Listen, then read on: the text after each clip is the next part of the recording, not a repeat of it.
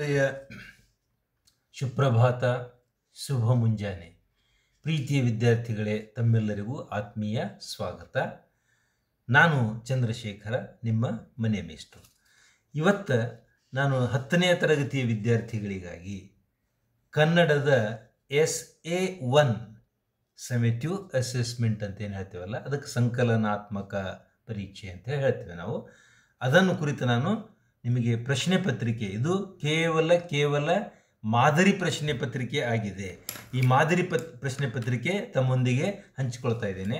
ಹಾಗೂ ಮೌಲ್ಯಾಂಕನಗಳು, ಸಾಧ್ಯವಿದ್ದಲ್ಲಿ ಅಂಕಗಳ ವಿಂಗಡಣೆ ಯಾವ ಪ್ರಕಾರವಾಗಿ ಮಾಡಲಾಗ್ತದೆ ಅದನ್ನು ಕೂಡ ನಾನು ನಿಮ್ಮ ಜೊತೆಗೆ ಹಂಚಿಕೊಳ್ಳೋಕ್ಕೊಂದು ಪುಟ್ಟ ಪ್ರಯತ್ನ ಮಾಡ್ತಾ ಇದ್ದೇನೆ. ಮಕ್ಕಳೇ, ಇದು ಮೊದಲನೆಯ ಸಂಕಲನಾತ್ಮಕ ಪರೀಕ್ಷೆ, ಅದರ ಮೌಲ್ಯಾಂಕನವನ್ನು ಕೂಡ ನಾನು ಇಲ್ಲಿ ಚರ್ಚಿಸ್ತಾ ಇದ್ದೇನೆ. ಇದು 10ನೇ ತರಗತಿ ವಿದ್ಯಾರ್ಥಿಗಳಿಗಾಗಿ. ಇದಕ್ಕೆ ನಿಮಗೆ ಒಟ್ಟಿಗೆ ಇರತಕ್ಕಂತಹ ಅವಧಿ ಎಷ್ಟು ಅಂತಂದ್ರೆ 3 ಗಂಟೆ 15 ನಿಮಿಷಗಳವರೆಗೆ ಇರ್ತದೆ.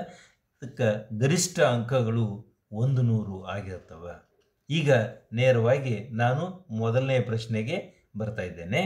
ನೋಡಿ, ಮೊದಲನೇ ಪ್ರಶ್ನೆ, ಅದರ ಒಂದು ಸೂಚನೆ ಏನಿದೆ ಅಂತಂದರೆ, ಈ ಕೆಳಗಿನ ಪ್ರಶ್ನೆಗಳಿಗೆ ಅಥವಾ ಅಪೂರ್ಣ ಹೇಳಿಕೆಗಳಿಗೆ 4 ಪರ್ಯಾಯ ಆಯ್ಕೆಗಳನ್ನು ಕೊಡಲಾಗಿದೆ. ಅವುಗಳಲ್ಲಿ ಹೆಚ್ಚು ಸೂಕ್ತವಾದದ್ದನ್ನು, ಅದರ ಉತ್ತರವನ್ನು ಆರಿಸಿ ಕ್ರಮಾಕ್ಷರದೊಂದಿಗೆ ಬರೆಯಬೇಕು. ಕ್ರಮಾಕ್ಷರ ಅಂತಂದರೆ ABCD, ಇವುಗಳಿಗೆ ಕ್ರಮಾಕ್ಷರಗಳು ಅಂತ ಹೇಳ್ತೀವಿ. ಕೇವಲ ಉತ್ತರ ಬರೆದ್ರೂ ಆಗೋದಿಲ್ಲ, ಅಥವಾ ಕೇವಲ ಕ್ರಮಾಕ್ಷರ. ಕೆಲವರಿಗೆ ನಾನು ಇದು ಉತ್ತರ ಸರಿಯಾದಂತಹ ಉತ್ತರ ಇದು D ಇದೆ ಅಂತೇಳಿ ಅಷ್ಟಕ್ಕೆ ಬರೆದು ಬಿಡ್ತಾರೆ ಕೆಲವರು. ಅದು ಅಲ್ಲ, ಉತ್ತರವನ್ನು ಬರೆಯಬೇಕು, ಕ್ರಮಾಕ್ಷರವನ್ನು ಬರೆಯಬೇಕು. ಉದಾಹರಣೆಗೆ ಇಲ್ಲಿ ನೋಡಿಗ, ಕನ್ನಡ ವರ್ಣಮಾಲೆಯಲ್ಲಿರುವ ವರ್ಗೀಯ ವ್ಯಂಜನಾಕ್ಷರಗಳ ಸಂಖ್ಯೆ ಎಷ್ಟು ಅಂತಂದಂಗೆ ಇಲ್ಲಿ A 34, B 9, C 13, D 25, ಈ ಪ್ರಕಾರವಾಗಿ 4 ಆಯ್ಕೆಗಳನ್ನು ಕೊಟ್ಟಿದ್ದಾರೆ.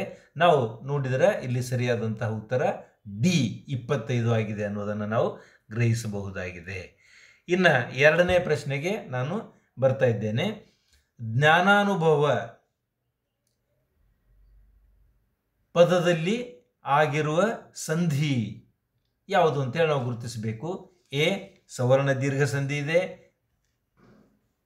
B ವೃದ್ಧಿ ಸಂಧಿ ಇದೆ, C ಜಷ್ಟ್ವ, D end.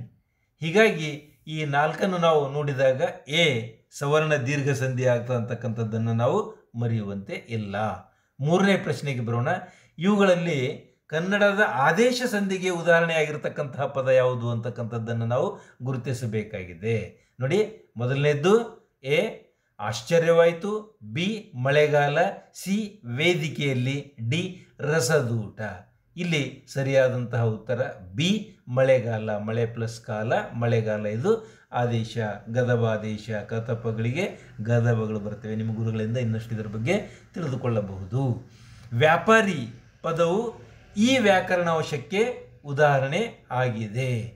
A ಅಂಕಿತನಾಮ, B ರೂಢನಾಮ, C ಅನ್ವರ್ಥಕನಾಮ, D ಸರ್ವನಾಮ. ಇದರಲ್ಲಿ ಸರಿಯಾದಂತಹ ಉತ್ತರ C ಅನ್ವರ್ಥಕ ನಾಮ ಅಂತಕ್ಕಂಥದ್ದನ್ನು ನಾವು ತಿಳಿದುಕೊಳ್ಳಬೇಕು. ಐದನೇ ಪ್ರಶ್ನೆ, ಒಬ್ಬರು ಹೇಳಿದ ಮಾತನ್ನು ಯಥಾವತ್ತಾಗಿ ಬರೆಯುವಂತಹ ಲೇಖನ ಚಿಹ್ನೆ, ಆಗ ಬಳಸ್ತಕ್ಕಂತಹ ಲೇಖನ ಚಿಹ್ನೆ ಯಾವುದು ಅಂತಕ್ಕಂಥದ್ದಿದೆ. ಇಲ್ಲಿ A ವಾಕ್ಯವೇಷ್ಟನ, B ಆವರಣ, C ವಿವರಣಾತ್ಮಕ, D ಉದ್ಧರಣ ಅಂತಕ್ಕಂಥದ್ದಿದೆ. ಇವುಗಳಲ್ಲಿ ನಾವು ನೋಡಿದರೆ D ಸರಿಯಾದಂತಹ ಉತ್ತರ ಉದ್ಧರಣ. ವಿಶ್ವೇಶ್ವರಯ್ಯ ಅವರು ಕೈಗಾರಿಕೆಗೆ ಅಗ್ರ ಪ್ರಾಶಸ್ತ್ಯ ನೀಡಿದ್ದರು. ಈ ವಾಕ್ಯ ಯಾವುದಕ್ಕೆ ಉದಾಹರಣೆಯಾಗಿದೆ ಅಂತಕ್ಕಂಥದ್ದನ್ನು ನಾವು ನೋಡಿದರೆ A ಸಾಮಾನ್ಯ ವಾಕ್ಯ, B ಸಂಯೋಜಿತ ವಾಕ್ಯ, C ಮಿಶ್ರ ವಾಕ್ಯ, D ಪ್ರಶ್ನಾರ್ಥಕ ವಾಕ್ಯ. ಸರಿಯಾದಂತಹ ಉತ್ತರ A ಸಾಮಾನ್ಯ ವಾಕ್ಯ ಅಂತಕ್ಕಂಥದ್ದು ನಾವು ತಿಳಿದುಕೊಳ್ಳಬೇಕು. ಇವೆಲ್ಲವೂ ಸರಿಯಾದಂತಹ ಒಂದು ಉತ್ತರ ನಿಮ್ಮದಾಗಿದ್ದರೆ ನಿಮಗೆ ಸಂಪೂರ್ಣವಾಗಿ 6 ಅಂಕಗಳು ನಿಮಗೆ ಲಭ್ಯ ಆಗ್ತವೆ. ಮುಂದೆ ಹೋಗೋಣ. ಈ ಕೆಳಗಿನ ಪದಗಳಿಗೆ ಇರುವ ಸಂಬಂಧದಂತೆ ಮೂರನೆಯ ಪದಕ್ಕೆ ಸರಿ ಹೊಂದತಕ್ಕಂತಹ ಪದವನ್ನು ನಾವು ಹುಡುಕಿ ಬರೆಯಬೇಕಾಗಿದೆ. ನೋಡಿ, ಇದಕ್ಕೆ 4 ಅಂಕಗಳಿವೆ, 4 ಪ್ರಶ್ನೆಗಳಿವೆ. ಕಜ್ಜ ಅಂತಂದಾಗ ಕಾರ್ಯ, ಅಜ್ಜ ಅಂತಂದಾಗ ಅವುಗಳಲ್ಲಿ ಏನು ಸಂಬಂಧ ಇದೆ ಅಂತಕ್ಕಂಥದ್ದು ನಾವು ತಿಳಿದುಕೊಳ್ಳಬೇಕು. ತತ್ಸಮ ತದ್ಭವಗಳ ಸಂಬಂಧ ಇದೆ. ಅಜ್ಜ ಇದಕ್ಕೆ ಆರ್ಯ ಅಂತಕ್ಕಂಥದ್ದು ಆಗ್ತದೆ. ದಿನಪ ಸುತ ಅಂದರೆ ಕರ್ಣ, ಕೌರವ ಅಂತಂದರೆ ದುರ್ಯೋಧನ. ಹೌದು, ಸಾಕು, ಇವು ಕ್ರಿಯಾರ್ಥಕಗಳು ಅಂತಕ್ಕಂಥದ್ದು ಆಗಿದ್ರೆ ಇದು ಆದ್ದರಿಂದ ಅಥವಾ ಇಂಥ ಪದಗಳು ಬಂದಾಗ ಇದಕ್ಕೆ ಸಂಬಂಧ ಕಾವ್ಯಯ ಅಂಥೇಳಿ ನಾವು ಹೇಳ್ತೇವೆ. ಇನ್ನು 10ನೇದ್ದು, ಇದರಲ್ಲಿ ಮಂಜು ಮಂಜು ಅಂತಕ್ಕಂಥದ್ದು ದ್ವಿರುಕ್ತಿಗೆ ಉದಾಹರಣೆಯಾಗಿದ್ದರೆ ದ್ವೇಷಾಸೂಯೆ ಅಂತಕ್ಕಂಥದ್ದು ಇದು ಜೋಡು ನುಡಿ ಆಗಿರ್ತದೆ. ವಿದ್ಯಾರ್ಥಿಗಳೇ, ನಾವು ಮುಂದೆ ಹೋಗೋಣ. ನೋಡ್ರಿ, ಇದು 3ನೆಯ ಪ್ರಮುಖ ಪ್ರಶ್ನೆ. ಅದರಲ್ಲಿ ಉಪಪ್ರಶ್ನೆಗಳು ಒಂದು ವಾಕ್ಯದಲ್ಲಿ ಬರೆಯಬೇಕಾಗಿದೆ. ಇಲ್ಲಿ ನಾನು ಅದನ್ನು ಉತ್ತರಿಸುವ ಗೋಜಿಗೆ ಹೋಗುವುದಿಲ್ಲ. ನೀವು ಖಂಡಿತವಾಗಿಯೂ ಇದನ್ನು ನಿಮ್ಮ ನೋಟ್ ಪುಸ್ತಕಗಳಲ್ಲಿ ಬರೆದಿಟ್ಕೊಳ್ಬೇಕು ಉತ್ತರಗಳನ್ನು. ಇದು ಉದಾಹರಣೆಗಾಗಿರ್ತಕ್ಕಂತಹ ಇಲ್ಲಿ ಒಂದು ಪ್ರಶ್ನೆ ಪತ್ರಿಕೆ, ಮಾದರಿ ಪ್ರಶ್ನೆ ಪತ್ರಿಕೆ ಆಗಿದೆ. ಈಗ ನಾನು ಪ್ರಶ್ನೆಗಳನ್ನು ಓದ್ತಾ ಹೋಗ್ತೇನೆ. ಭಾಷೆ ಯಾವುದಕ್ಕೆ ಸಾಧನವಾಗಿದೆ? 12ನೇದ್ದು, ಹುಲಿಗೆ ಪರಮಾನಂದವಾಗಲು ಕಾರಣವೇನು? 13ನೇದ್ದು, ಬ್ರಿಟಿಷ್ ಸರ್ಕಾರ ವಿಶ್ವೇಶ್ವರಯ್ಯ ಅವರಿಗೆ ಯಾವ ಪದವಿಯನ್ನು ನೀಡಿ ಗೌರವಿಸಿತು? 14ನೇದ್ದು, ಇಂದಲ್ಲ ನಾಳೆ ಫಲ ಕೊಡುವ ಅಂಶಗಳು ಯಾವುವು? 15ನೇದ್ದು, ಕವಿ GS ಶಿವರುದ್ರಪ್ಪ ಅವರ ಪ್ರಕಾರ ಯಾವುದನ್ನು ಎಚ್ಚರದಲ್ಲಿ ಮುನ್ನಡೆಸಬೇಕು? 16ನೇದ್ದು, ನಕುಲ ಸಹದೇವರ ತಾಯಿಯ ಹೆಸರು ಏನು? ಇನ್ನು 17ನೇದ್ದು, ಜಲಿಯನ್ ವಾಲಾಬಾಗ್ ಶಾಂತಿ ಸಭೆ ಯಾವಾಗ ನಡೆಯಿತು? ಇವೆಲ್ಲವುಗಳಿಗೆ ತಲಾ 1 ಅಂಕಗಳಿರ್ತದೆ. 7 ಪ್ರಶ್ನೆಗಳಿವೆ. ನೀವು ಎಲ್ಲವೂ ಸರಿಯಾಗಿ ಬರೆದಿದ್ದೆ. ಆದರೆ ಇಲ್ಲಿ ನೆನ್ಪಿಟ್ಕೊಳ್ರಿ, ವಾಕ್ಯ ಮಾಡಿ ಬರೆಯಬೇಕು. ಕೇವಲ ಒಂದು ಪದ ಬರೆಯುವಂಥ ವಿದ್ಯಾರ್ಥಿಗಳು ಕೂಡ ಇರ್ತಾರೆ ಕೆಲವರು. ಹಾಗಲ್ಲ, ಇಡೀ ವಾಕ್ಯವಾಗಿ ಬರೆಯಬೇಕು. ಆಗ ಮಾತ್ರ ನಿಮಗೆ ಸಂಪೂರ್ಣ ಅಂಕಗಳು ಕೊಡ್ತಾರೆ. ಈಗ ಪ್ರಮುಖ ಪ್ರಶ್ನೆ 4 ಇದೆ. ತಲಾ 2 ಅಂಕಗಳು ಬರ್ತಕ್ಕಂಥದ್ದು. ಒಟ್ಟಿಗೆ 20 ಅಂಕಗಳಿವೆ. ನೋಡಿ, ಇದನ್ನು ನೀವು 3 ಅಥವಾ 4 ವಾಕ್ಯ ಅಂತಂದಾಗ ಸ್ವಲ್ಪ ಹೆಚ್ಚು ಕಡಿಮೆ ಆಗ್ತದೆ. ಸರಿಯಾಗಿ 3 ಅಥವಾ 4 ವಾಕ್ಯಕ್ಕೆ ಮುಗಿಸ್ಬೇಕಂತೇನಿಲ್ಲ.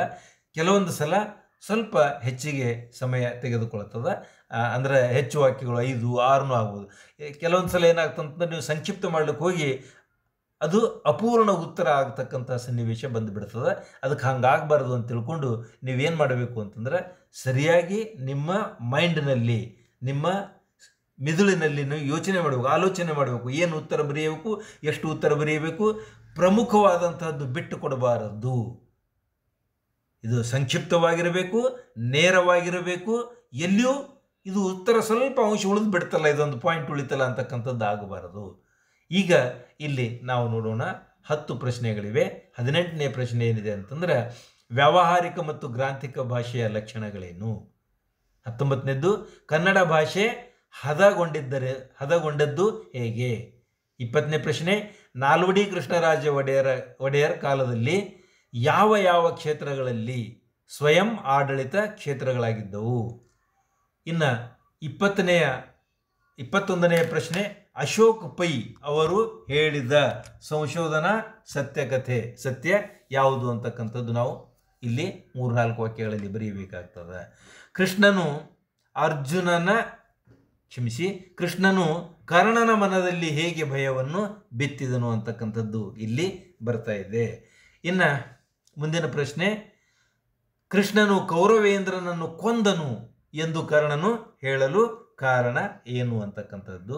ಇನ್ನು ಮುಂದಿನ ಪ್ರಶ್ನೆ, 24ನೇ ಪ್ರಶ್ನೆ, ವಸಂತ ಮುಖ ತೋರಲಿಲ್ಲ ಕವನದಲ್ಲಿ ಪ್ರಕೃತಿಯ ಸೌಂದರ್ಯ ಮತ್ತು ಪ್ರಕೃತಿಯ ಸಂಭ್ರಮ ಇದನ್ನು ಕುರಿತು ಹೇಗೆ ವ್ಯಕ್ತವಾಗಿದೆ ಅಂತಕ್ಕಂಥದ್ದನ್ನು ನೀವು ಅಲ್ಲಿ ಬರೆಯಬೇಕು.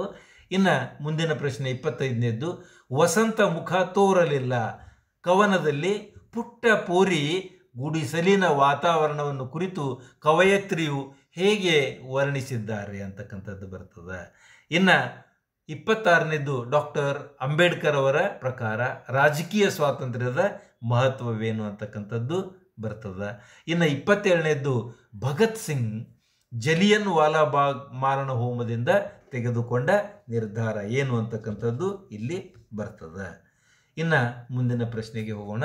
ಮುಂದಿನ ಪ್ರಮುಖ ಪ್ರಶ್ನೆ ನಾನು ಹೋಗ್ತೇನೆ.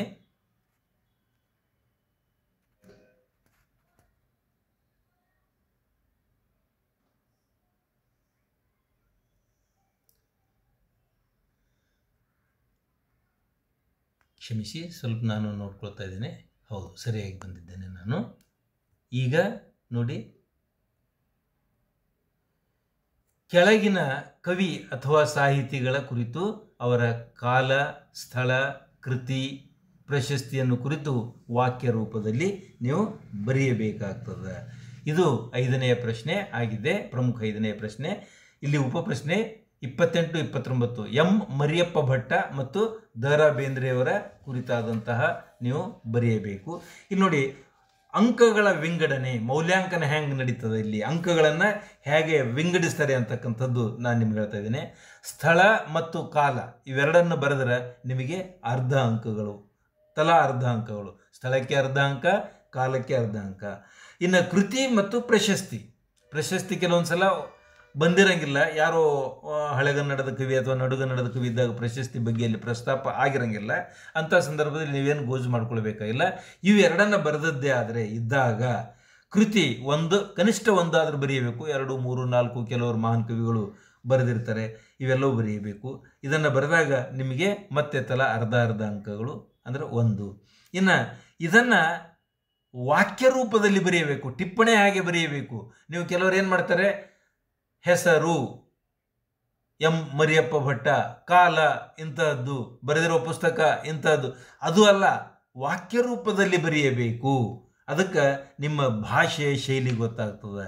ಈ ಭಾಷೆ ಶೈಲಿ ಇದೆಲ್ಲವೂ ಗಮನಿಸಿ ಇದಕ್ಕೆ 1 ಅಂಕ, ಒಟ್ಟಿಗೆ 3 ಅಂಕಗಳು ನಿಮಗೆ ಕವಿಗಳ ಪರಿಚಯಕ್ಕೆ, ಅವರನ್ನು ಕುರಿತು ಪರಿಚಯಕ್ಕೆ ನೀವು ಪಡಿತಕ್ಕಂಥ ಒಟ್ಟು ಅಂಕಗಳು ತಲಾ 3 ಆಗಿರುತ್ತದೆ. ಇನ್ನು 6ನೇ ಪ್ರಶ್ನೆಗೆ ನಾನು ಬರ್ತಾ ಇದ್ದೇನೆ. ಕೆಳಗಿನ ಪದ್ಯಕ್ಕೆ ಪ್ರಸ್ತಾರ ಹಾಕಿ ಗಣ ವಿಭಾಗಿಸಿ ಛಂದಸ್ಸಿನ ಹೆಸರನ್ನು ಬರೆಯಿರಿ. ನೀವಂತೂ ಕಲ್ತಿರ್ತೀರಿ, ಇದನ್ನು ಷಟ್ಪದಿ ಕಲ್ತಿರ್ತೀರಿ, ಛಂದಶಾಸ್ತ್ರದಲ್ಲಿ ಬರ್ತಕ್ಕಂಥ ಖ್ಯಾತ ಕರ್ನಾಟಕ ವೃತ್ತಗಳು ಕಲ್ತಿರ್ತೀರಿ. ನೋಡಿ, ಅಂಬುಜಾನನೆ ಕೇಳು ತಾಂಡವನೆಂಬ ಮುನಿ ಪಿತೃ ಮಾತೃ ಲಂಬಕನು ತೊಳಲಿದನು ನಾನಾ ತೀರ್ಥಯಾತ್ರೆಯಲ್ಲಿ.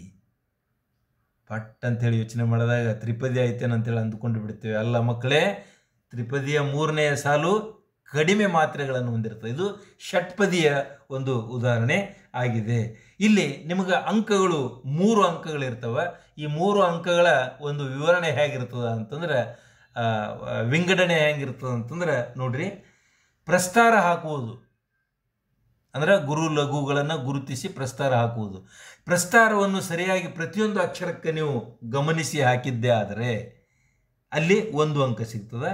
ಇನ್ನು ಗಣ ವಿಂಗಡಣೆ ಮಾಡಬೇಕು, ಮಾತ್ರ ಗಣಕ್ಕೆ ಹೆಂಗೆ ವಿಂಗಡಣೆ ಮಾಡಬೇಕು ಹಾಗೂ ಅಕ್ಷರ ಗಣಕ್ಕೆ ಹೆಂಗೆ ವಿಂಗಡಣೆ ಮಾಡಬೇಕು ಅದನ್ನು ತಿಳಿದುಕೊಂಡು ಅದರ ಪ್ರಕಾರ ಮಾಡಿದ್ದೇ ಆದರೆ ಸರಿಯಾಗಿ ಈ ಒಂದು 3 ಸಾಲಿನ ಈ ಪದ್ಯಕ್ಕೆ, ಅಂದರೆ ಆ್ಯಕ್ಚುಲಿ ಇದು ಷಟ್ಪದಿಯ ಅರ್ಧ ಭಾಗ ಇದೆ, ನೀವು ಸರಿಯಾಗಿ ಈ 3 ಸಾಲುಗಳಿಗೆ ಗಣ ವಿಂಗಡಣೆ ಮಾಡಿದ್ದೇ ಆದರೆ ನಿಮಗೆ ತಲಾ 1 ಅಂಕಗಳು ಸಿಗ್ತದೆ.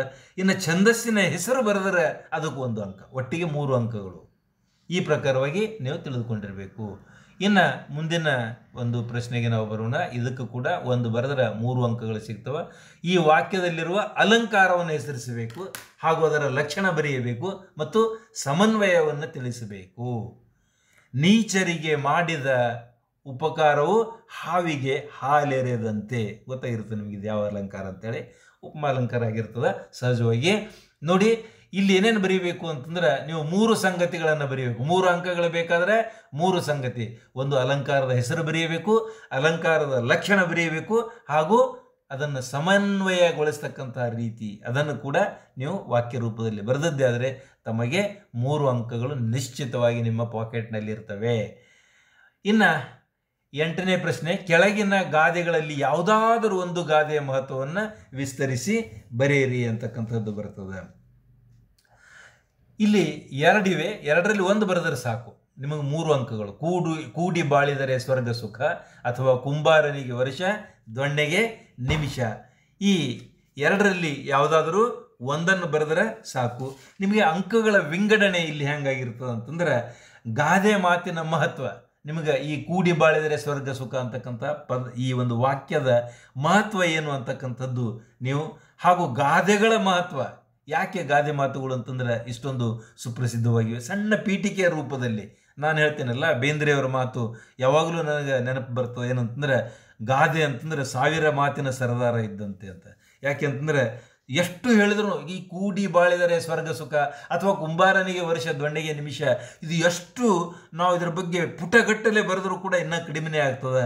ಗಂಟೆಗಟ್ಟಲೆ ಮಾತಾಡಿದ್ರೂ ಕೂಡ ಇದ್ರ ಬಗ್ಗೆ ಮಾತಾಡಬಹುದು. ಆದರೆ ವಿದ್ಯಾರ್ಥಿಗಳೇ, ಅದೆಲ್ಲವನ್ನು ಒಂದೇ ಮಾತಿನಲ್ಲಿ ಹಿಡಿದಿಟ್ಟುಕೊಂಡಿರ್ತಕ್ಕಂಥ ಶಕ್ತಿ ಗಾದೆ ಮಾತುಗಳಿಗೆ ಇದೆ. ಇದನ್ನೇ ಬೇಂದ್ರೆಯವರು ಗಾದೆ ಮಾತು ಎಂದರೆ ಅದು 1000 ಮಾತಿನ ಸರದಾರ ಅಂತ ಹೇಳ್ತಾರೆ. ಇಂಥವ್ರು ಇನ್ನೂ ಅನೇಕ ಗಾದೆ, ವೇದಕ್ಕೆ ಸಮಾನವಾದದ್ದು, ಈ ಪ್ರಕಾರ ಇಂತಹ ಅನೇಕ ಮಾತುಗಳು ಬರ್ತಾವೆ. ಅವುಗಳನ್ನು ಉದಾಹರಿಸಿ ಪೀಠಿಕೆಯಿಂದ ಆರಂಭಿಸಿ ಆ ಗಾದೆ ಮಾತಿನ ಮಹತ್ವವನ್ನು ತಾವು ವಿವರಿಸಿದ್ದೆ ಆದರೆ ನಿಮಗೆ 1 ಅಂಕ.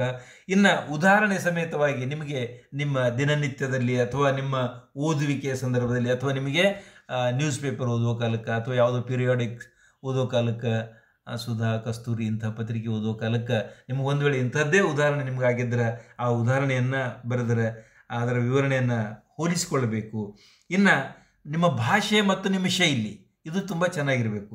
ಭಾಷೆ ಶೈಲಿಗೆ 1 ಅಂಕ, ಉದಾಹರಣೆ ಹಾಗೂ ಅದರ ಅರ್ಥ ವಿವರಣೆಗೆ 1 ಅಂಕ, ಮತ್ತು ಗಾದೆ ಮಾತಿನ ಮಹತ್ವ ಪೀಠಿಕೆ ಅಂತ ಹೇಳೋದಲ್ಲ, ಒಟ್ಟಿಗೆ ನಿಮಗೆ ಈ ಪ್ರಕಾರವಾಗಿ 3 ಅಂಕಗಳು ನಿಮ್ಗೆ ದೊರೀತವೆ.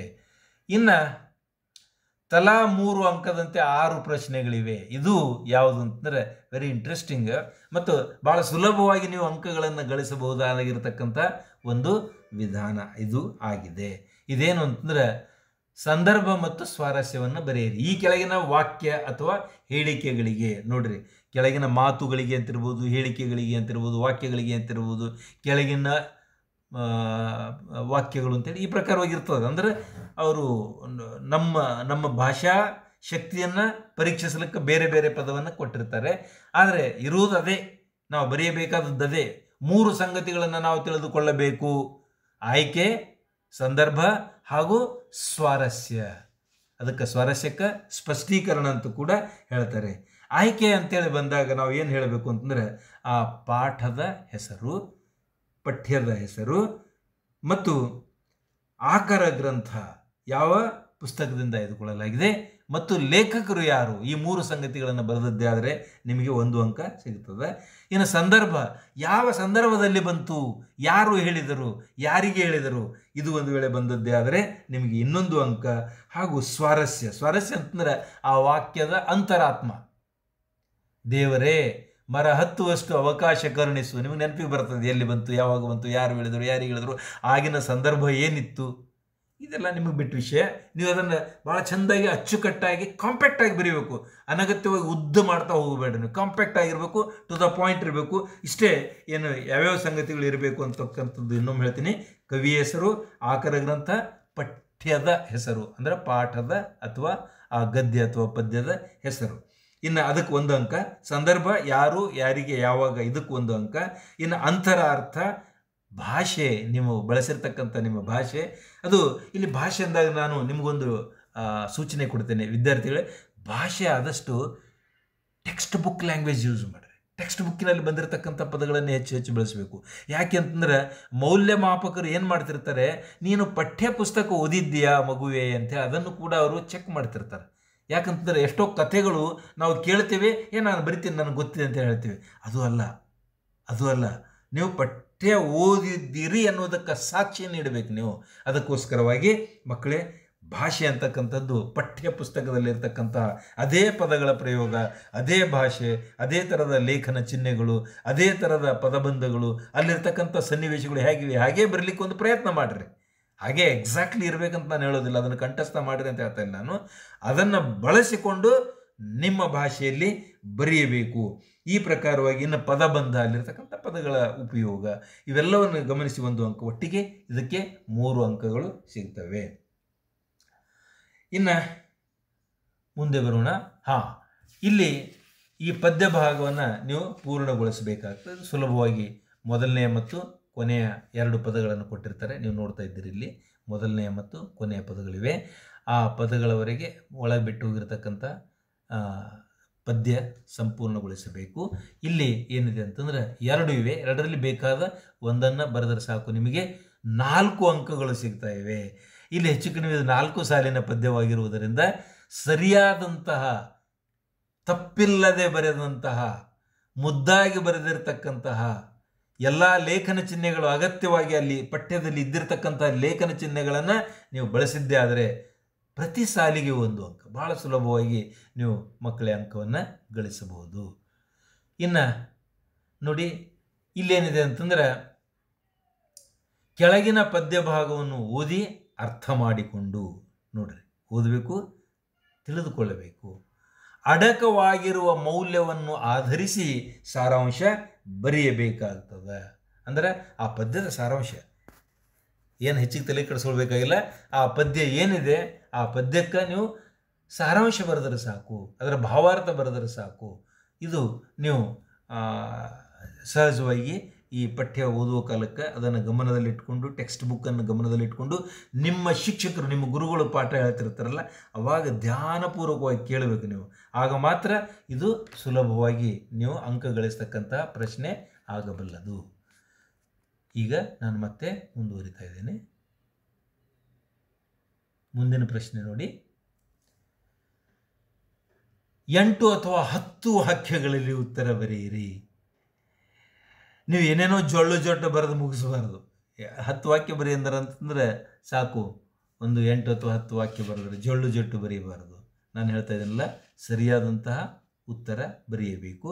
ಟೆಕ್ಸ್ಟ್ ಬುಕ್ ನಿಮಗೆ ರೆಫರೆನ್ಸ್ ಆಗಿ ಇಟ್ಕೊಳ್ಬೇಕು ಯಾವಾಗಲೂ. ಯಾಕೆ ಅಂತಂದರೆ ಟಾಪ್ ಪ್ರಯಾರಿಟಿ ಇರತಕ್ಕಂಥದ್ದು ನಿಮ್ಮ ಗುರುಗಳಿಗೆ ಮತ್ತು ಟೆಕ್ಸ್ಟ್ ಬುಕ್ಕಿಗೆ. ಅದಾದ ನಂತರ ಮುಂದಿಂದು. ಇಲ್ಲಿ ಮೂರ್ತಿರಾಯರ ದೃಷ್ಟಿಯಲ್ಲಿ ಹುಲಿಯು ಬೇಟೆಯಾಡುವ ಬಗೆಯನ್ನು ವಿವರಿಸಿರಿ ಅಂತಕ್ಕಂಥದ್ದಿದೆ. ಅಥವಾ 2 ಇದೆ ನೋಡ್ರಿ ಆಪ್ಷನ್ಸ್. ಶಾನುಭೋಗರನ್ನು ರಕ್ಷಿಸಿದುದು ಕಿರ್ದಿ ಪುಸ್ತಕವೇ, ಹುಲಿಯ ಧರ್ಮವೇ, ಸಮರ್ಥನೆಯೊಂದಿಗೆ ವಿವರಿಸಿರಿ. ಈ ಸಮರ್ಥನೆ ಇಂಥ ಪದಗಳೆಲ್ಲ ಬಂದಾಗ ನೀವು ಏನಪ್ಪ ಇದೇನೋ ಬೇರೆ ಕೇಳಿದಾರಲ್ಲ ಅಂತ ಅಂದ್ಕೊಳ್ಬೇಕಾಗಿಲ್ಲ. ನೀವೇನು ಬೇಕಾಗಿದೆ ಅದನ್ನೇ ಬರೆಯಬೇಕಾಗಿದೆ. ಇಲ್ಲಿ ಏನು ಕನ್ಫ್ಯೂಷನ್ ಮಾಡ್ಕೊಳ್ಬೇಡ್ರಿ.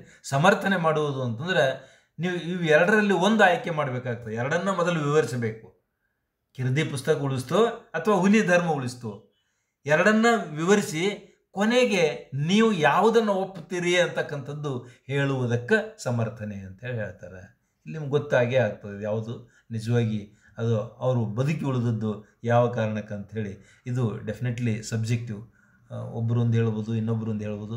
ಆದರೆ ಮೌಲ್ಯಮಾಪಕರು ಖಂಡಿತವಾಗಿಯೂ ಇದು ಸರಿಯಾಗಿದೆ, ಇದು ತಪ್ಪಾಗಿದೆ ಅಂತ ಹೇಳಂಗಿಲ್ಲ. ಎರಡೂ ಸರಿಯಾಗಿರಬಹುದು.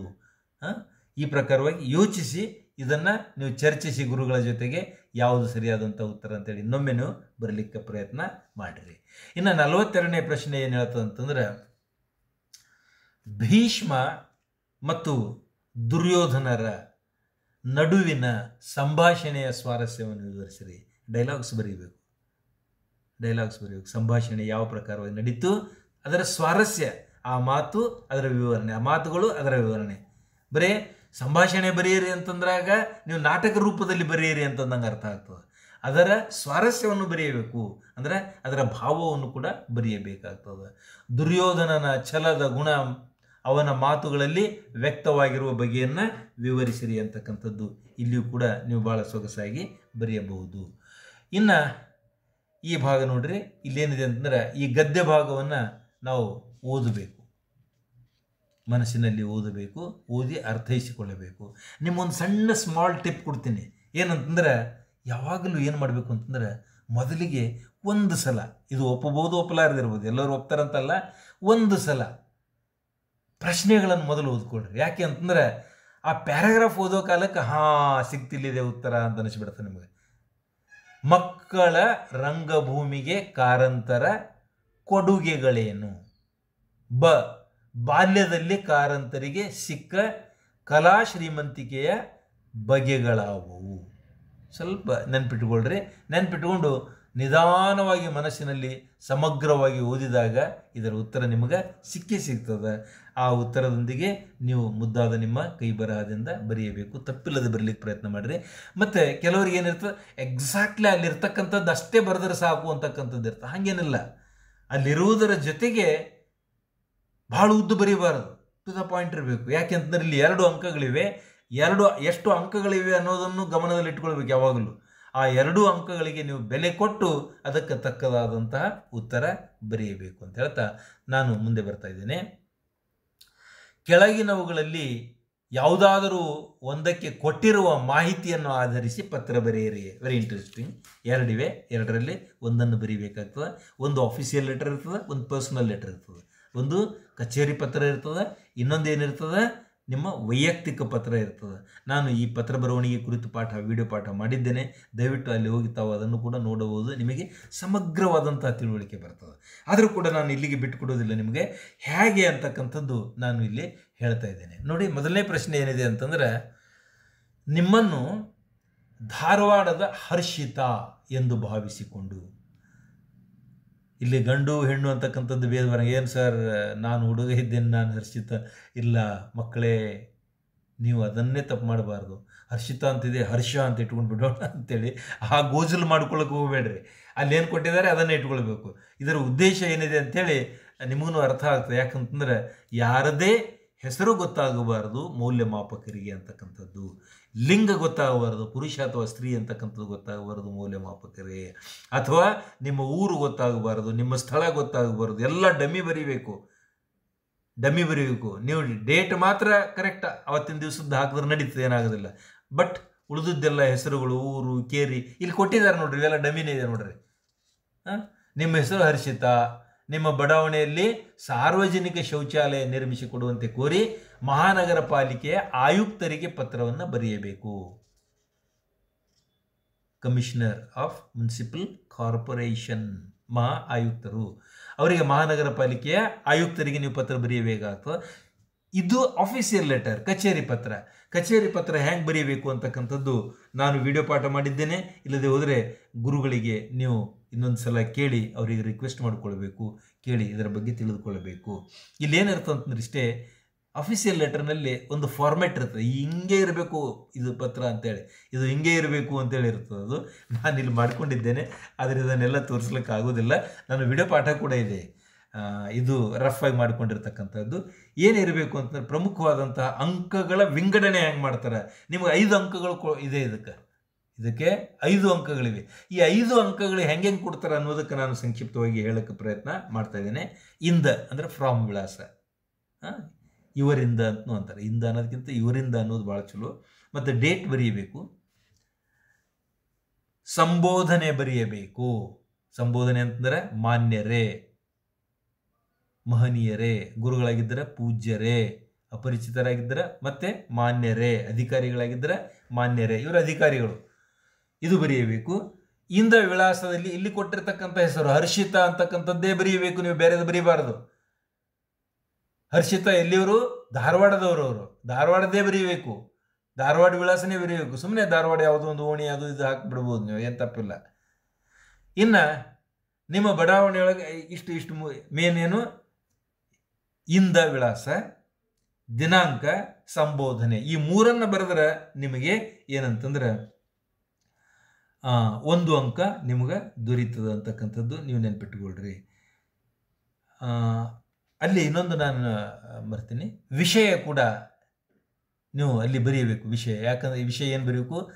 ನಮಗೆ ಸಾರ್ವಜನಿಕ ಶೌಚಾಲಯ ನಿರ್ಮಿಸಲು ವಿನಂತಿ ಅಂತ ಹಿಂಗೆ ಬರೀಬೇಕು. ಇದು ವಿಷಯ. ಇಷ್ಟು ಬರೆದ್ರೆ ಅಂದರೆ 1 ಅಂಕ ಸಿಗ್ತದೆ. ಇನ್ನು ಪತ್ರದ ಒಡಲು, ಟೋಟಲ್ ನಿಮ್ಮ ಲೆಟರ್ನಲ್ಲಿ ನೀವು ಯಾವ ಪ್ರಕಾರವಾಗಿ ಅದನ್ನು ಪ್ರೋಗ್ರೆಸ್ ಮಾಡ್ತಾ ಹೋಗ್ತೀರಿ, ಬೆಳೆಸ್ತಾ ಹೋಗ್ತೀರಿ, ಅದಕ್ಕಂತಾರೆ. ಇನ್ನು ವಿಷಯದ ನಿರೂಪಣೆ, ನಿಮಗೆ ಅದರ ಅಗತ್ಯ ಯಾಕಿದೆ, ಅದು ಇಲ್ಲದೆ ಹೋಗಿರೋದ್ರಿಂದ ನಿಮಗೇನು ತೊಂದರೆ ಆಗಿದೆ, ಎಷ್ಟು ಜನ ಈ ಸಾರ್ವಜನಿಕ ಶೌಚಾಲಯ ಇಲ್ಲದಕ್ಕಾಗಿ ಬಹಿರ್ ಶೌಚಾಲಯ ಅದು ಉಪಯೋಗ ಮಾಡ್ತಾ ಇದ್ದಾರೆ, ಅದರಿಂದ ಎಂತೆಂಥ ರೋಗಗಳು ಬರ್ತವೆ, ಬೇಡಾದಂಥ ಪ್ರಾಣಿಗಳು ಬರ್ತವೆ, ಏನೆಲ್ಲ ಆಗ್ತವೆ ಸಂಕ್ಷಿಪ್ತವಾಗಿ ಬರೀಬೇಕು. ಭಾಳ ವಿವರವಾಗಿ ನೀವು ನಿಬಂಧ ಬರ್ದಂಗೆ ಬರೀಬಾರ್ದು, ಸಂಕ್ಷಿಪ್ತವಾಗಿ. ಅಂದರೆ ಇಲ್ಲಿ 2 ಅಂಕಗಳಿವೆ, ನೆನ್ಪಿಟ್ಕೊಳ್ರಿ. 2 ಅಂಕಗಳಿಗೆ ಏನು ಬರೆಯಬೇಕು ಅಂತಕ್ಕಂಥದ್ದು ಪತ್ರದ ಒಡಲು ಅಂತಾರೆ ಅದಕ್ಕೆ. ಅಲ್ಲಿ ಏನೆಲ್ಲ ವಿಷಯ ನಿರೂಪಣೆ ಮತ್ತು ನಿಮಗೆ ಭಾಳ ಸೊಗಸಾಗಿ ಅಲ್ಲಿ ಇದ್ದಿರಬೇಕು. ಇನ್ನು ಮುಕ್ತಾಯ, ಪರಿಸಮಾಪ್ತಿ ಅಂತ ಹೇಳ್ತೀವಲ್ಲ, ಅದು ಹೆಂಗಿರಬೇಕು? ಅದರ ಜೊತೆಗೆ ಇಂತಿ, ನಿಮ್ಮ ವಿಶ್ವಾಸಿ ಅಂತಕ್ಕಂಥದ್ದು. ಯಾವಾಗಲೂ ಅಫಿಷಿಯಲ್ ಲೆಟರ್ಗೆ ಇಂತಿ ನಿಮ್ಮ ವಿಶ್ವಾಸಿ ಅಂತಲೇ ಬರೀಬೇಕು. ಇಂತಿ ನಿಮ್ಮ ಪ್ರೀತಿ ಅಂತ ಬರೀಬಾರ್ದು, ಅದು ವೈಯಕ್ತಿಕ ಪತ್ರಕ್ಕೆ ನೀವು ಬರೆಯಬೇಕಾಗ್ತದೆ. ಇನ್ನು ಸಹಿ ಅಂತ ಸಹಿ ಮಾಡಬಾರ್ದು, ಸಹಿ ಅಂತ ಬರೆಯಬೇಕು. ನೆನ್ಪಿಟ್ಕೊಳ್ರಿ, ಇದನ್ನು ಸಹಿ ಮಾಡಬಾರ್ದು, ಯಾವುದೇ ಕಾರಣಕ್ಕೆ ಸಹಿ ಮಾಡಬಾರ್ದು. ಒಂದು ವೇಳೆ ಮಾಡಿದ್ದೆ ಆದರೆ ಅದು ಮಾಲ್ ಪ್ರಾಕ್ಟೀಸ್ ಅಂತ ಕನ್ಸಿಡರ್ ಆಗ್ತದೆ, ನೆನ್ಪಿಟ್ಕೊಳ್ರಿ. ಕಾಪಿ ಮಾಡಿದ್ದೀರಿ ಅಥವಾ ಮೌಲ್ಯಮಾಪಕರಿಗೆ ನೀವು ಯಾರು ಅಂತ ಹಿಂಟ್ ಕೊಡ್ತಾ ಇದ್ದೀರಿ ಅಂತ ಅರ್ಥ ಆಗ್ತದೆ. ದಯವಿಟ್ಟು ಅದನ್ನು ಮಾಡಬೇಡ್ರಿ. ಸಹಿ ಅಂತಿದ್ದಲ್ಲಿ ಹಿಂಗೊಂದು ಬ್ರ್ಯಾಕೆಟ್ ಹಾಕಿ ಸ-ಇ ಅಂತೇಳಿ ಬರೆದು ಬಿಡ್ರಿ. ಇನ್ನು ಹೊರವಿಳಾಸ ಕೂಡ ನೀವು ಅಲ್ಲಿ ಬರೆಯಬೇಕು. ಹೊರವಿಳಾಸ ಯಾರಿಗೆ ಪತ್ರ ಬರಿತಾ ಇದ್ದೀರಿ ಅಂತಕ್ಕಂಥದ್ದು, ಇದಕ್ಕೂ ಒಂದು ಅಂಕ ಇರ್ತದೆ. ಇನ್ನು ನೀವು ಬಳಸಿರ್ತಕ್ಕಂಥ ಭಾಷೆ, ಶೈಲಿ ಮತ್ತು ಪದಬಂಧ ಹಾಗೂ ವೆರಿ ಇಂಪಾರ್ಟೆಂಟ್ ಅಂದರೆ ವಿನ್ಯಾಸ. ವಿನ್ಯಾಸ ಅಂತಂದ್ರೆ ನಿಮ್ಮ ಪತ್ರ ಯಾವ ಪ್ರಕಾರ ಇರಬೇಕು, ಹಿಂಗೆ ಒಂದೇ ಇದು ಇದ್ದಂಗೆ ಇರಬಾರ್ದು, ಅಂಕು ಡೊಂಕಾಗಿರ್ತದೆ ನೋಡ್ರಿ. ಕೆಲವೊಂದು ಪದಗಳು ಒಳಗೆ ಹೋಗಿರ್ತದೆ, ಕೆಲವೊಂದು ವಾಕ್ಯಗಳು ಒಳಗೆ ಹೋಗಿರ್ತವೆ. ಉದಾಹರಣೆಗೆ ಫ್ರಾಮ್ ಅಡ್ರೆಸ್ ಇಲ್ಲಿ ಬಂದಿರ್ತದೆ, ಆನಂತರ ನೀವು ವಿಷಯ ಅಂತಕ್ಕಂಥದ್ದು ಸ್ವಲ್ಪ ಒಳಗೆ ಬರೆದಿರ್ತೀರಿ, ಆನಂತರ ಮಾನ್ಯರೇ ಅಂತಕ್ಕಂಥದ್ದು ಮೇಲೆ ಬರೆದಿರ್ತೀರಿ. ಇದಕ್ಕೆಲ್ಲ ಏನಂತಾರೆ ಅಂತಾರೆ ವಿನ್ಯಾಸ, ಪತ್ರದ ವಿನ್ಯಾಸ ಅಂತ ಹೇಳ್ತಾರೆ. ಇದು ಬಹಳ ಮಹತ್ವದ್ದು. ಮಕ್ಕಳೇ, ನಿಮಗೆ ಸಮಯವಿದ್ದರೆ ಮಾತ್ರ ದಯವಿಟ್ಟು ನನ್ನ ಈ ಪತ್ರ ಬರವಣಿಗೆ ಪಾಠವನ್ನು ನೀವು ನೋಡ್ರಿ. ನೀವೇನಿಲ್ಲ ಇಷ್ಟೇ ಪತ್ರ ಬರವಣಿಗೆ, ಲೆಟರ್ ರೈಟಿಂಗ್ ಅಥವಾ personal letter writing by Chandrashekhar ಇಷ್ಟು ಬರೆದ್ರೆ ನೀವು ಆ ಪರ್ಸನಲ್ ಲೆಟರ್ಗೆ ಅಥವಾ ಆಫೀಸಿಯಲ್ ಲೆಟರ್ ಅಥವಾ ಲೆಟರ್ ರೈಟಿಂಗ್ ಅಂತ ಬರೀರಿ. ನೀವು letter writing by Chandrashekhar Sainik school ಅಂತ ಇಷ್ಟು ಬರೆದ್ರೆ ನಿಮಗೆ ಅಲ್ಲಿಗೆ ಅದು ಕರ್ಕೊಂಡು ಹೋಗ್ತದೆ. ನೀವು ಆ ಭಾಗವನ್ನು ಕೂಡ ನೋಡಬಹುದು. ಹೀಗೆ ಒಟ್ಟಿಗೆ 2, 1, 2 ಮತ್ತು 1, 1 ಒಟ್ಟಿಗೆ 5 ಅಂಕಗಳು ಸಿಗ್ತವೆ. ಇನ್ನು ವಿದ್ಯಾರ್ಥಿಗಳೇ, ಇದನ್ನೇ ನಾನು ಇಲ್ಲಿ ಕೂಡ ಕೆಳಗಡೆ ಇರ್ತಕ್ಕಂಥ ಏನಂತಂದ್ರೆ ವೈಯಕ್ತಿಕ ಪತ್ರಕ್ಕೆ ಕೂಡ ಇಲ್ಲೇನು ಬರ್ತದೆ, ವೈಯಕ್ತಿಕ ಪತ್ರದೊಳಗೆ ವಿಷಯ ಬರಂಗಿಲ್ಲ. ಇಲ್ಲಿ ವಿಷಯ ಬರಂಗಿಲ್ಲ. ಇಲ್ಲೇನು ಬರ್ತಂತಂದ್ರೆ ನಿಮ್ಮ ವಿಳಾಸ ಇರ್ತದೆ, ದಿನಾಂಕ ಇರ್ತದೆ. ಉದಾಹರಣೆಗೆ ಇಲ್ಲಿ ನೋಡ್ರಿ, ಈ ಪತ್ರ ಓದ್ತೀನಿ ನಾನು. ನಿಮ್ಮನ್ನು ದಾವಣಗೆರೆಯ ಸರ್ಕಾರಿ ಪ್ರೌಢಶಾಲೆಯ ಅಥರ್ವ ಎಂದು ಭಾವಿಸಿಕೊಳ್ಳಬೇಕು. ನಿಮ್ಮ ಶಾಲೆಯಲ್ಲಿ ಆಚರಿಸಿರುವ ವಾರ್ಷಿಕೋತ್ಸವ, ಆ್ಯನ್ಯುವಲ್ ಗ್ಯಾದರಿಂಗ್ ಅಂತ ಹೇಳ್ತಿರಲ್ಲ, ಆ ಕಾರ್ಯಕ್ರಮವನ್ನು ವಿವರಿಸಿ ಬೆಳಗಾವಿ ಸರ್ಕಾರಿ ಪ್ರೌಢಶಾಲೆಯಲ್ಲಿ ವ್ಯಾಸಂಗ ಮಾಡ್ತಕ್ಕಂಥ ನಿಮ್ಮ ಗೆಳೆಯ, ಅವನ ಹೆಸರು ಸಿದ್ಧಾಂತ, ಅವನಿಗೆ ಪತ್ರವನ್ನು ನೀವು ಬರೆಯಬೇಕಾಗಿದೆ. ಇಲ್ಲಿ ಫ್ರಾಮ್ ವಿಳಾಸ, ಟು ವಿಳಾಸ, ಇಲ್ಲಿ ಹೆಂಗಾಗ್ತದೆ ಅಂತಕ್ಕಂಥ ಸ್ವಲ್ಪ ವ್ಯತ್ಯಾಸ ಇದೆ. ಟು ವಿಳಾಸ ಅಂತಕ್ಕಂಥದ್ದು ಹೊರ ವಿಳಾಸ ಅಂತೇಳಿ ಆಗಿಬಿಡ್ತದೆ, ಅದು ಹೊರ ವಿಳಾಸ ಆಗ್ತದೆ. ನೋಡಿ, ಕಚೇರಿ ಪತ್ರಕ್ಕೆ ಹೊರ ವಿಳಾಸ ಬೇಕಾಗಿಲ್ಲ, ಯಾಕಂತಂದರೆ ಒಳ ವಿಳಾಸ ಮಾತ್ರ ಸಾಕು. ನಾನು ಅಲ್ಲಿ ಹೊರ ವಿಳಾಸ ಕೂಡ ಬರೀಬೇಕು ಅಂತ ಹೇಳಿದೆ, ಕ್ಷಮಿಸಿ. ಕಚೇರಿ ಪತ್ರಕ್ಕೆ ಹೊರ ವಿಳಾಸ ಬೇಕಾಗಿಲ್ಲ, ಒಳಗಡೆಗೆ ಇರ್ತದೆ. ಇನ್ನು ವೈಯಕ್ತಿಕ ಪತ್ರಕ್ಕೆ ಅಲ್ಲಿ ಹೊರ ವಿಳಾಸವನ್ನು ಅಲ್ಲಿ ಬರೆಯಬೇಕಾಗಿಲ್ಲ, ಹೊರ ವಿಳಾಸ ಕೊನೆಯಲ್ಲಿ ಬರೆಯಬೇಕು. ಅದಕ್ಕೆ ನಾನು ಹೇಳ್ತಾ ಇದ್ದೀನಿ, ದಯವಿಟ್ಟು ನನ್ನ ವಿಡಿಯೋ ಪಾಠವನ್ನು ನೋಡ್ರಿ, ಅಥವಾ ಯಾರ್ದು ನೋಡಿದ್ರೂ ಚಿಂತೆ ಇಲ್ಲ. ಸರಿಯಾದಂತಹ ಆಯ್ಕೆ ನಿಮಗೆ ಬಿಟ್ಟದ್ದು, ಅಥವಾ ಅತ್ಯುತ್ತಮವಾದಂಥ ನಿಮ್ಮದು ಸೆಲೆಕ್ಷನ್ ಅಂತಂದರೆ ನಿಮ್ಮ ಗುರುಗಳಿಂದ ಕೇಳಿ ತಿಳಿದುಕೊಳ್ಳ್ರಿ. ಅದಕ್ಕಿಂತ ಉತ್ತಮವಾದದ್ದು ಯಾವುದು ಅಲ್ಲವೇ ಅಲ್ಲ. ಅದಕ್ಕೆ ಇಲ್ಲಿಯೂ ಕೂಡ ಅದೇ ಪ್ರಕಾರವಾಗಿ ಇಂದ, ವಿಳಾಸ, ದಿನಾಂಕ, ಸಂಬೋಧನೆ ಇದಕ್ಕೆ ಯಥಾ ಪ್ರಕಾರ 1 ಅಂಕಗಳು, ಪತ್ರದ ಒಡಲು ಮತ್ತು ವಿಷಯ ನಿರೂಪಣೆಗೆ 1 ಅಂಕ, ಮುಕ್ತಾಯ ಅಥವಾ ಸಂಬೋಧನೆ, ಮುಕ್ತಾಯದ ಸಂಬೋಧನೆ ಮತ್ತು ಸಹಿ. ಈ ಸಹಿ ಅಂತಕ್ಕಂಥದ್ದು ಇದೇನಾಗ್ತಂತಂದ್ರೆ ವೈಯಕ್ತಿಕ ಪತ್ರಕ್ಕೆ ಬರೋಂಗಿಲ್ಲ. ನಾನು ಮೇಲೆ ಕೂಡ ಹೇಳಿದೆ ಅಂತ ಕಾಣುತ್ತದೆ. ವೈಯಕ್ತಿಕ ಪತ್ರಕ್ಕೆ ಸಹಿ ಮಾಡುವ ಅಗತ್ಯ ಇಲ್ಲ. ನಿಮ್ಮ ಹೆಸರು ಬರೆದಿರ್ತೀರಿ ಅಲ್ಲಿ, ಇಂತಿ ನಿಮ್ಮ ಪ್ರೀತಿ ಅಂತೇಳಿ ವೈಯಕ್ತಿಕಕ್ಕೆ ಬರೆಯಬೇಕು. ಇನ್ನು ಕಚೇರಿ ಪತ್ರ ಆಗಿದ್ದರೆ ಅಲ್ಲಿ ನೀವು ಸಹಿ ಅಂತೇಳಿ ಬರೆಯಬೇಕು, ಹೊರ ವಿಳಾಸ ಬರೆಯಬೇಕು. ಇದಕ್ಕೆ 1 ಅಂಕ.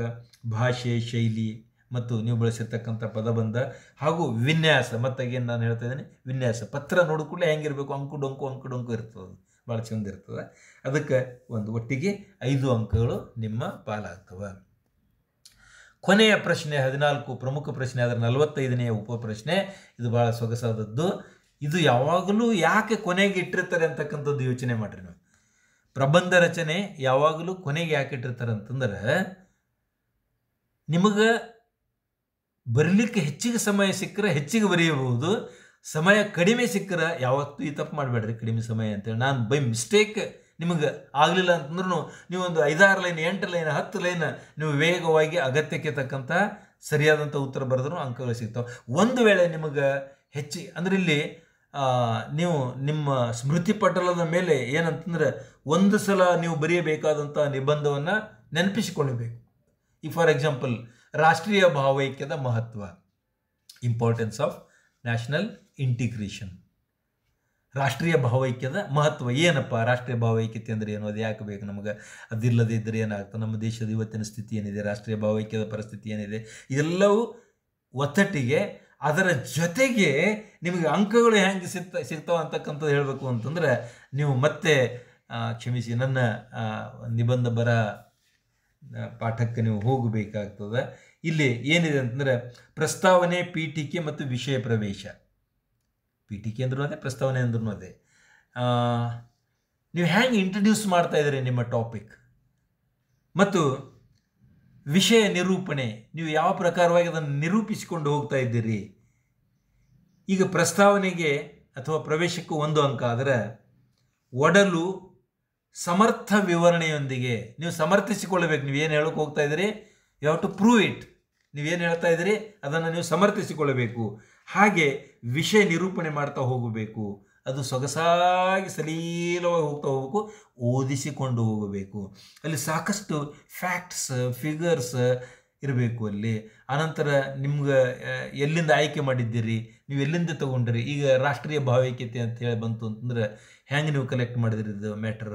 ಈಗ ಕೆಳಗಿಂದ ಭಾಳ ಚಂದ, ಪ್ಯಾರಿಸ್ನಲ್ಲಿ ನಡೆದ ಇತ್ತೀಚಿನ ಒಲಿಂಪಿಕ್ಸ್ 2024 ಭಾಳ ಸೊಗಸಾಗಿದೆ. ಎಷ್ಟು ನಮಗೆ ಮೆಡಲ್ಸ್ ಬಂದು, ಯಾಕೆ ಬಂದು, ಹೆಂಗೆ ಬಂದು, ಎಲ್ಲಿ ನಾವು ನಮ್ಮ ವಿನೇಶ ಪೋಗಟ್ ಅವರು ಎಲ್ಲಿ ಸೋತರು, ಅವರು ಯಾವ ಕಾರಣಕ್ಕಾಗಿ ಸೋತರು, ನೀವು ಇದನ್ನು ಎಲ್ಲಿ ಓದಿ ತಿಳ್ಕೊಂಡ್ರಿ, ಅದು ಬರೆದ್ರೆ ಭಾಳ ಚಂದ. ಟೈಮ್ಸ್ ಆಫ್ ಇಂಡಿಯಾದಲ್ಲಿ ಅಥವಾ ಕನ್ನಡದಲ್ಲಿ ಬರ್ತಕ್ಕಂಥ ಪ್ರಜಾವಾಣಿಯಲ್ಲಿಯೋ ಅಥವಾ ವಿಜಯ ಕರ್ನಾಟಕ, ವಿಜಯವಾಣಿ, ಇಂಥ ದಿವಸ ನಾನು ಓದ್ಕೊಂಡೆ, ನನಗದು ಭಾಳ ಬೇಸರ ಆಯಿತು. ಏನಂತಂದ್ರೆ ಈ ವಿನೇಶ ಪೋಗಟ್ ಅವರಿದ್ದು ಅದದ್ದು ಬೇಸರ ಆಯಿತು.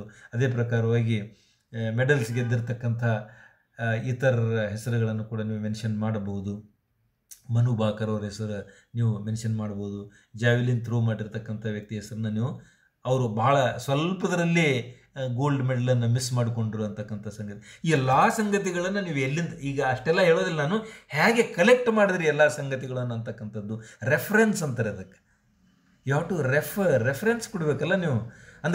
ಅಂದ್ರೆ ಪರೀಕ್ಷಕರ ಮೇಲೆ ಪ್ರಭಾವ ಬೀರಬೇಕು. ನೀವು ಪರೀಕ್ಷಕರ ಮೇಲೆ ಪ್ರಭಾವ ಬೀರಲಿಕ್ಕೆ ನಿಮ್ಮಿಂದ ಏನು ಸಾಧ್ಯ ಅದು ಮಾಡಬೇಕು ಅಂತ ಹೇಳ್ತಾ, ಪ್ಯಾರಿಸ್ನಲ್ಲಿ ನಡೆದಿರ್ತಕ್ಕಂಥ ಇವೆರಡರಲ್ಲಿ ಯಾವುದಾದ್ರೂ ಒಂದನ್ನು ಬರೀಬೇಕಾಗ್ತದೆ. ನೀವು ಇನ್ನೊಂದು ಅಂಕ ಯಾವುದಕ್ಕೆ ಸಿಗ್ತದೆ ನಿಮ್ಗೆ ಅಂತಂದರೆ ಉಪಸಂಹಾರ ಅಥವಾ ಪರಿಸಮಾಪ್ತಿ. ನಾವು ಕೊನೆ ಹ್ಯಾಂಗೆ ಮಾಡ್ತಾ ಇದ್ದೀವಿ ಅಂತಕ್ಕಂಥದ್ದು, ನಾವು ಹ್ಯಾಂಗೆ ಕನ್ಕ್ಲೂಷನ್ಗೆ ಏನಂತಾರೆ ಕನ್ನಡದಲ್ಲಿ ಉಪಸಂಹಾರ ಅಂತ ಹೇಳ್ತಾರೆ. ಯಾವ ಪ್ರಕಾರವಾಗಿ ನಾವು ಕನ್ಕ್ಲೂಷನ್ ಮಾಡ್ತಾ ಇದ್ದೇವೆ ಅಂತಕ್ಕಂಥದ್ದು ನಾವು ನೋಡಬೇಕು. ಯಾವ ಪ್ರಕಾರವಾಗಿ ಉಪಸಂಹಾರ ಮಾಡ್ತಾ ಇದ್ದೀವಿ, ಅದು ಸಾಮಾನ್ಯವಾಗಿ ಒಂದು ಗಾದೆ ಮಾತಿನೊಂದಿಗೆ ಮಾಡ್ಬೋದು, ಅಥವಾ ಯಾರ್ದಾದ್ರೂ ಸ್ಟೇಟ್ಮೆಂಟ್ನೊಂದಿಗೆ ಮಾಡ್ಬೋದು, ಅಥವಾ ಯಾವುದಾದ್ರೂ ಒಂದು ರೆಫರೆನ್ಸ್ ಕೊಟ್ಟು ನಾವು ಕ್ಲೋಸ್ ಮಾಡಬಹುದು. ಇನ್ನು ನಿಮ್ಮ ಭಾಷೆ, ಶೈಲಿ ಹಾಗೂ ಪದಬಂಧ, ಇದಕ್ಕೆ ಕೂಡ 1 ಅಂಕ ಇರ್ತದೆ. ನಿಮ್ಮ ಭಾಷೆ ಆಡು ಭಾಷೆಯಾಗಿರಬಾರ್ದು, ಪುಸ್ತಕದ ಭಾಷೆ ಆಗಿರಬೇಕು. ಇನ್ನು ಶೈಲಿ ಹೇಗೆ ಆಗಿರಬೇಕು ಅಂದ್ರೆ ಓದಿಸಿಕೊಂಡು ಹೋಗ್ತಾ ಇರಬೇಕು, ಅದಕ್ಕೆ ಶೈಲಿ ಅಂತಾರೆ, ಭಾಷೆಯ ಶೈಲಿ ಅಂತಾರೆ. ಇನ್ನು ಪದಬಂಧ ಅಂತಂದರೆ ನೀವು ಪ್ರಯೋಗಿಸಿರ್ತಕ್ಕಂತಹ ಪದಗಳು.